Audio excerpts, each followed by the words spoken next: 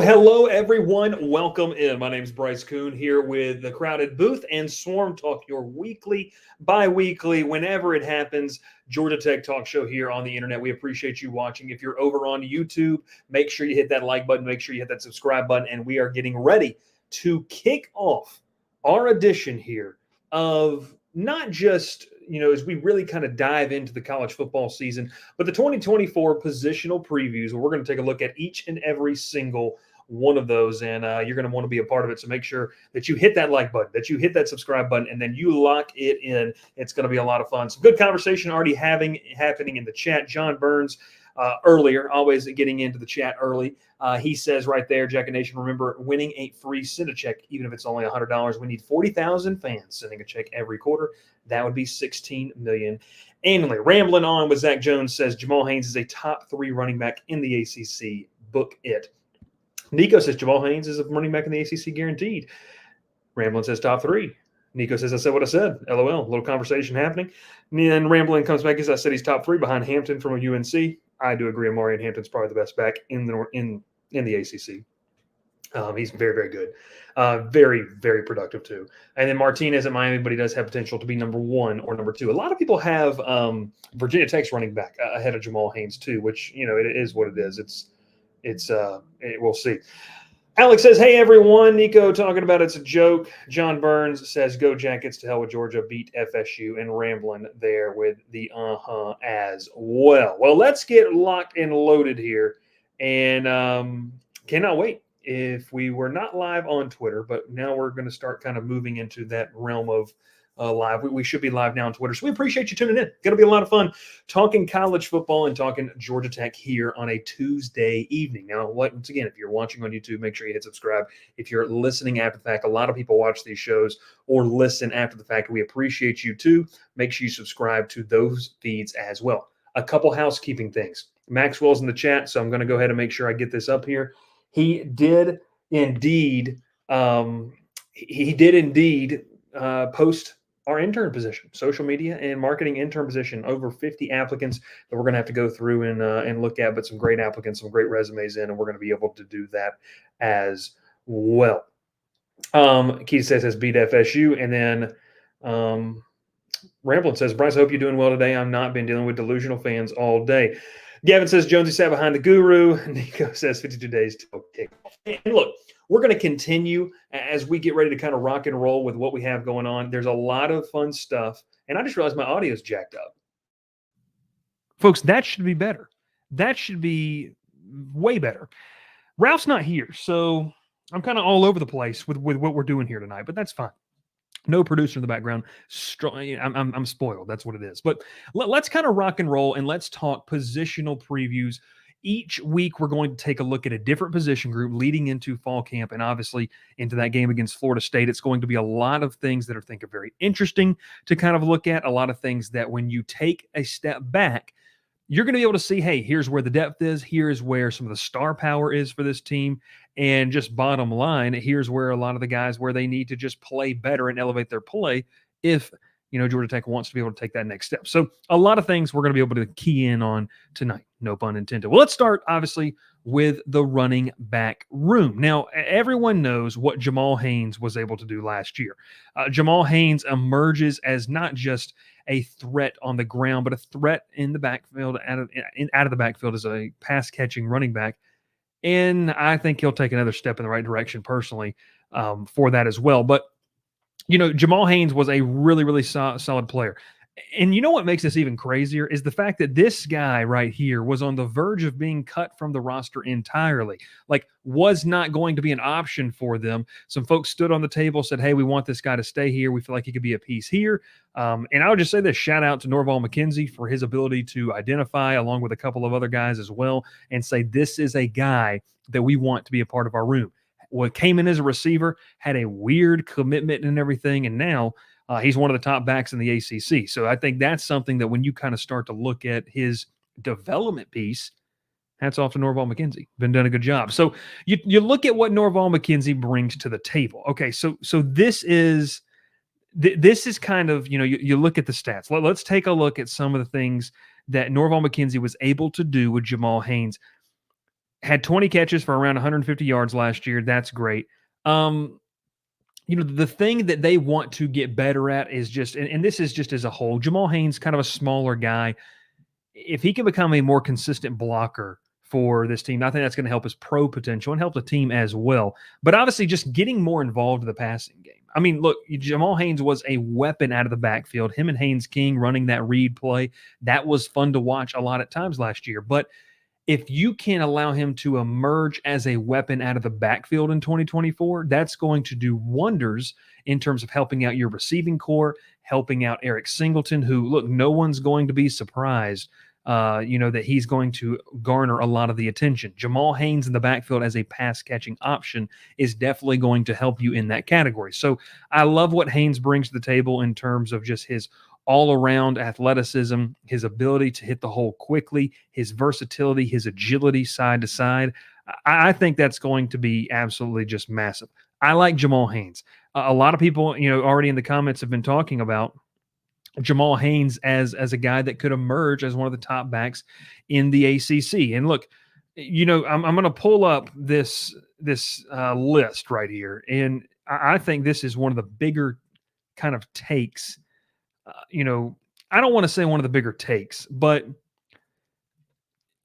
Jamal Haynes is not in the top three, and I get it. I understand where they're kind of going with this. Look, Amarian Hampton's the top back in the ACC. Like, that's just from a production standpoint, he's been very, very good. I'm going to tell you one thing. Somebody mentioned obviously Damian Martinez. Jade Knott's really, really good for Cal, and that's another guy who's been very productive. I like him a lot. It's not a knock against what Jamal Haynes brings to the table. Jade Knott's just a really, really good, solid running back. But you start to kind of look. You have Jordan Waters, who transferred to NC State. And that's another guy that is, a veteran. I believe he's entering his 6th season at NC State.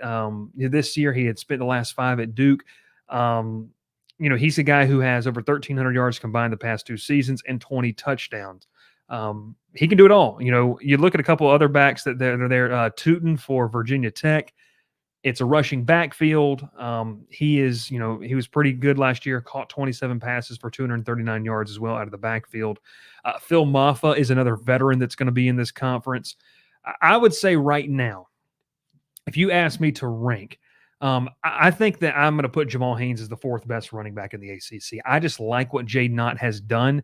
And I will say at 6 foot, 200 pounds, he has done it for a little bit longer, more consistently than Jamal Haynes does. But in all power to Jamal Haynes, this is a year where if you can become a better blocker, if you can become a better, a more of an option, and a lot of that's going to be on Buster Faulkner to draw up plays for this offense to get him the ball in space. But if you can become a better version of that, no reason you can't be a top running back in the ACC. And I think that you already considered are, just to be, you want to say 3 or 4 or something like that. So I really do. I'm really excited to watch Jamal Haynes and just his ability to turn the corner from, like we talked about, a guy that bottom line was literally potentially on the chopping block of the roster, and then makes a turnaround. Credit to him, credit to Norval McKenzie. I think that this running back room is solid. We're going to talk about a couple other names. But Jamal Haynes is a guy that you can turn around and you know what he can do. If he develops as a pass blocker, if he develops, as a guy who can really, really take the ball to the backfield, and I think he has that skill set, they just didn't utilize it as much, it's going to be really, really fun to watch. Jonesy says that Jamal Haynes is watching this, FYI. He might be. Who knows? Maxwell said fourth best is still amazing for a first-year running back going into his second season. Agreed. Hands down. Agreed. I have Haynes over Ott, further for the fact that Haynes only had roughly 200 yards less with almost 100 less carries. 100 less carries. Ott is top 5, though. Yeah, Jaden Ott's very, very good. Vince says, I'm here holding Twitter down. Appreciate you there, Vince, and thanks for watching. But you kind of get into a sense of what worked last year was Dante Smith was that complement back, that big-bodied back. Try to say that 5 times fast. The big-bodied back of Dante Smith helped catapult Jamal Haynes to his season. So what does that look like this year? Well, obviously, kind of the buzz, no pun intended, the news, the notes, everything that you're out there reading and you're talking to and you're listening to people is that Anthony Carey just might be that guy. And a lot of people are super, super high on what Anthony Carey can bring to the table. And there's a big reason why.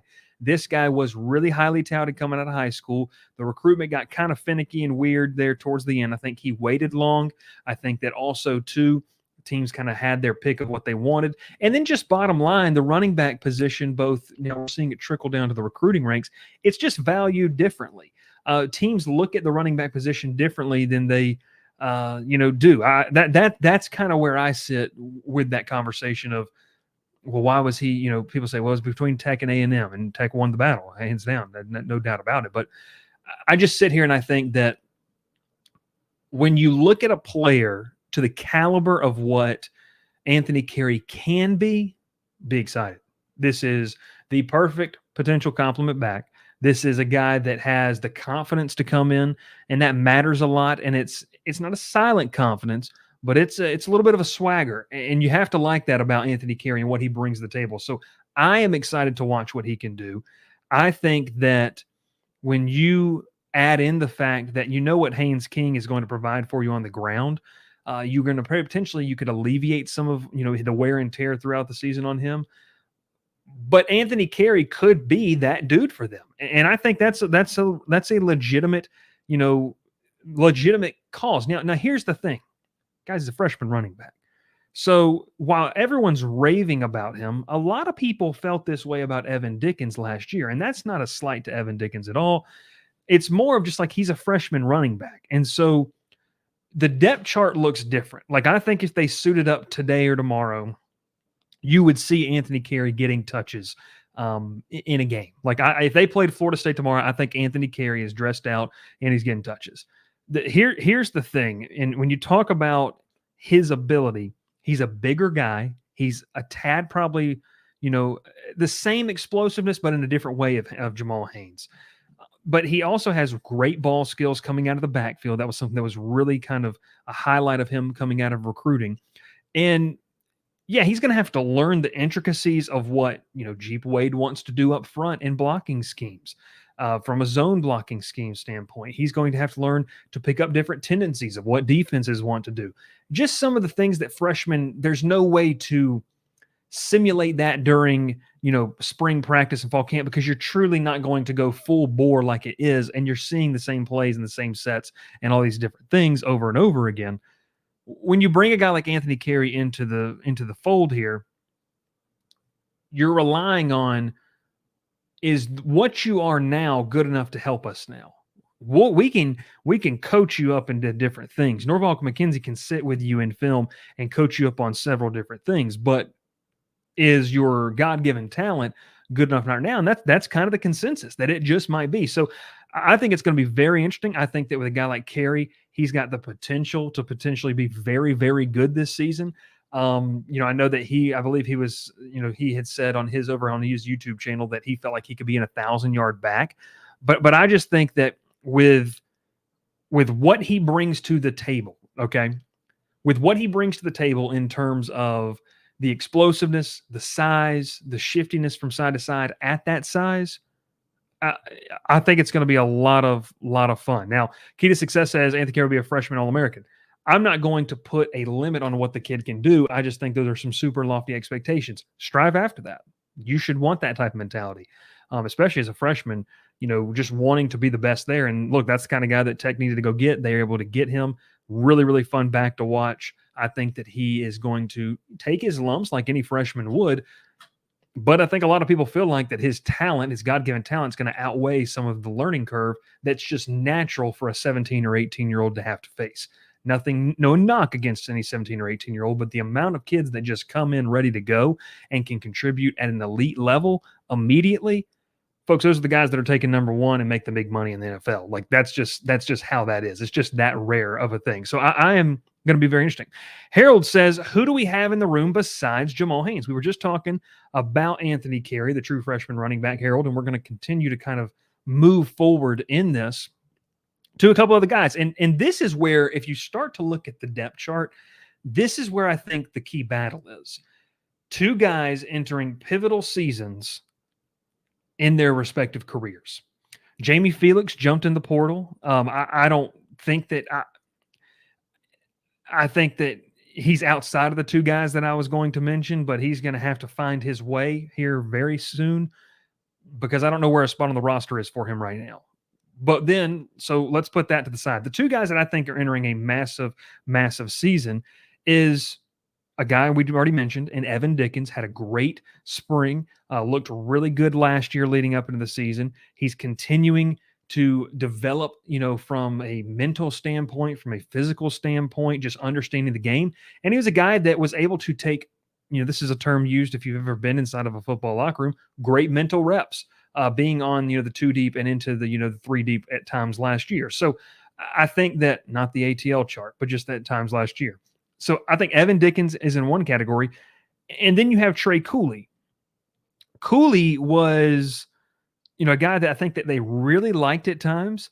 And then it got to the games and it was just kind of so-so. And so maybe if you feel like Anthony Carey is your number two back, the battle for number three might be one of the more interesting storylines to watch, because not only is it pivotal in terms of who's going to be carrying the football, it's also pivotal in who is going to be able to say, this is my home. I don't need to transfer out. Evan Dickens entering a pivotal second season. I mean, I have been a very big component of the amount of kids that you see stay past 2 years with little to no playing time. That's rare nowadays. You know that. I'm not going to insult your intelligence. You're very well aware of that. So I think that, bottom line, you have a battle brewing for that third position. Now, let's get to a couple of the comments here. Ramblin says, Carey, Dickens, and Cooley. Agreed. I think that would be maybe my two, and then I've got 3A, 3B. I think that's a true battle heading into fall camp. Ramblin also says, I say running back one is Jamal Haynes. I think we all agree there. Running back two is probably Trey Cooley. Running back three is Anthony Carey, and then running back four is Dickens. Carey could jump above Cooley, though. In terms of leaning on veteran experience, that might not be completely out of the question. Do you want a true freshman? How many true freshman running backs are going to be slotted into that number two, spot? I don't know. It's going to be very interesting to watch. Clayton says, if he is as explosive as we hope, how do we keep from going to the portal? You win, Clayton. It's pretty simple. You just win. But, as we kind of just look at this running back room, that's where the battle is. I think that, the battle for running back number 2 and 3 is going to determine a lot of the course of the season. I think that they would love to see Anthony Carey slide into one of those two spots. And truth be told, they'd love to see all of these guys excel. But Trey Cooley was a guy that I think they wanted to count on last year. He looked good during a lot of the practices. Game time was just kind of iffy in terms of ball security, in terms of just hitting the hole and decisiveness of what he wanted to do. Maybe that's something that is cleaned up and they can roll into 2024 with saying, hey, we have a legitimate veteran running back. We've got a guy who's been around the program for a while, but entering his second season as kind of a full-time player in Jamal Haynes. And then we got two youngins who we can bring along. That's kind of the mold of what you want in a running back room. A big veteran, like they had Dante Smith last year, a productive younger player to the position in Jamal Haynes that you can continue to develop over the course of a couple of years, and then some young guys in the room, which they obviously had last year in Evan Dickens and Jamie Felix. So, and then they, like we said, they had Trey Cooley as well, along with Dante Smith. But I think that's kind of where we sit with this running back room in terms of what's the potential production level of those guys. Jamal Haynes is going to be Jamal Haynes. Here's the problem, though. Teams are going to game plan for him. And we're going to get into this when we get into the full-scale prediction episode for Georgia Tech in 2024. But I'm excited to see what Buster Faulkner does, because now people know who number 11 is on the field in Jamal Haynes. They know where Eric Singleton is. That's going to be circled on every single scouting report and every single film session. That linebackers coach, the DC, is going to take his clicker and he's going to sit there and he's going to laser point, exactly where this guy's on the field. We have to keep an eye on him, make them beat us with someone else. That's going to be the game plan. So how do those guys develop past that? That's going to be a massive storyline in 2024. We talked about Jamal Haynes. How much better can he get? That's exciting for a lot of people.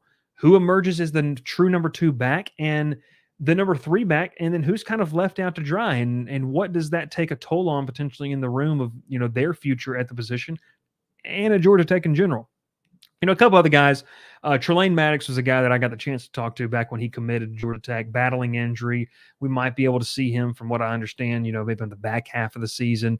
But he is he's a physical football player. Played a little bit of linebacker up there at Parkview High School in Lilburn. He's a guy that I think that they're going to continue to bring along as a developmental piece. But this is a nice running back room. When you kind of look at it, you have what you want in veteran pieces, explosive players, and young potential moldable guys for the future. Now, what constitutes a successful season from this room? Well, eclipsing 1,000 yards is always great. Jamal Haynes does that. If Haynes can put up like an 1,100 and 500, or even 1,000 and a 500 in terms of running for 1,000 yards and receiving yards, around 400 to 500, that is massive. If Anthony Carey could put together like 750 and 250 combined for 1,000 all-purpose yards, you're talking about one of the better running back rooms now in the ACC. The potential is there. We'll have to see. And then obviously, control the football. Look, we get excited about what Haynes King can do in the passing game. We get excited about a lot of things in this offense, but the DNA and the bread and butter of what Brent Key and them want to do, and they showed us in the UCF bowl game where they ran it 500 million times in a row, is this room you got to be counted on. You have to be trustworthy with the football. You got to be able to make plays, because in turn, we're going to count on you. We will turn around and hand it to you to ice a football game. They're going to be physical up front with the offensive line. I personally feel better about this offensive line in the run blocking category than in the pass blocking. So your running backs better be very good. That's going to be really fun to watch how that matures. Can they grind out long drives? Can they, ice off games where now you're making a jump as a team, and part of making that jump is being able to win games late and take control. Let's say you're up on Notre Dame and Mercedes-Benz, by 3 points or a touchdown, a couple scores or something like that, and you got 1 minute and 47 seconds left in the game. They got 3 timeouts. You got to pick up 10 yards. Can you do that against teams like Notre Dame and some games that maybe you don't really feel like you have a chance to win on a national scale, but they do inside that building?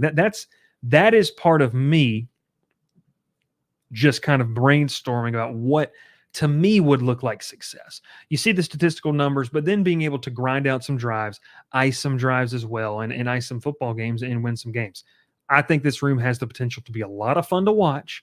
Haynes King's going to be very involved in the run game, but I'll give you those numbers once more before we get out of here. Jamal Haynes, if he gets to 1,500 combined yards, that's massive. If running back 2, whoever you want it to be, I'm going to put Anthony Carey right there for a second. If he gets around the 800 to 1,000 yards, and you're talking about, a combined 23 or 2,500, and that's just out of 2 guys, all-purpose yards out of your backfield, not counting what Haynes King's going to do on the ground, that's massive. And I think Vince sums it up pretty well here. He goes, I don't think we're wanting for anything at the moment at the running back position. I'll get to a couple, comments here, a couple questions if you have any before we get out of here. Obviously, these are going to be kind of quicker, 20 to 25, even 30-minute episodes that we're going to run throughout the coming weeks. Jonesy says running back 2 is Haynes King. That's one way to look at it. Clayton says because we seem to have so many solid running backs, we try to use them more in the passing game. I think this is going to be one of the biggest inflection points of the season. If they are utilized more, it's going to open everything in the passing game. It's going to be a nightmare for defensive coordinators to scheme against. That's something that I'd love to see Buster Faulkner unlock and showcase over there in Ireland week 0.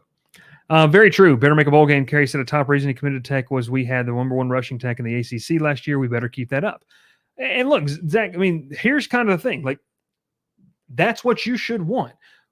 With pressure, with kind of, these pressure situations, it comes at a high reward. You're going to get guys like Anthony Carey to commit to your program when you post numbers like that. But as Zach is saying here, you better be willing and / able to consistently pump out those numbers. So I agree with you there, Zach. That's a very, very good point. And Ramblin' or Zach also says, I like that. Haynes King out of the backfield, and Justin says hello as well. But hey, running backs, it's going to be a lot of fun to watch. A solid room, not a ton to go in depth here. We talked a little bit about it, but obviously these guys are going to be really fun to watch. It's going to be interesting to see how they evolve in their games from 2023 to 2024. It's going to be very interesting. Clayton with the final question of the evening. He goes, Bryce, if you had to get 1 yard against UGA's defensive line with Tech's O-line, could you get it? Not a chance. That's not nothing against Georgia Tech's offensive line. It's literally my athletic ability or lack thereof. So that's it. Hey, we appreciate everyone watching. We appreciate everyone tuning in. A couple of notes before we get out of here. We've got a donate link down there in the description. Come support the show. We have some great news that we're going to be able to unveil. I'm super excited about it. We are putting the finishing touches on it, but it's something that you are going to want to be a part of. It's something that we are going to be a part of, and it's a massive step for us in just the development of what we're going to be able to do. And, man, we're excited. Myself, Will, Ralph, and Maxwell as well, excited to kind of showcase what we're able to do there as well. So it's going to be a lot of fun. Hey, make sure that you stay tuned to the channel. If you're watching on Twitter, come over to the YouTube channel, subscribe, and talk to us over there. It's great stuff. Head over to the Discord. Talk with us there. Good conversation, whether you're a Georgia Tech fan or just a fan of college football. We do everything here. It's a lot of fun. Pretty balanced effort of what we try to have going on here. It's going to be really, really, really good. Clayton says, somebody better make a Bryce a 1-star running back in NCAA. Vince says, lies. We saw you juke after you picked off a QB. I think you could, Bryce, rush run an option with Haynes King. Maybe they won't follow you for obvious reasons. Maybe so. Hey, thanks so much for tuning in, YouTube, Twitter, and if you're listening or watching after the fact, I know a ton of you do that. I really, really appreciate all the support that you give us. And even if it isn't a donation, just give us a like. Like the video, subscribe to the channel, and we'll catch you next time here on Swarm Talk, best Georgia Tech show that you can ever find. See you later. Pile in here and make yourself feel at home. The crowded booth is coming on. The Crowded Booth with Bryce Koon.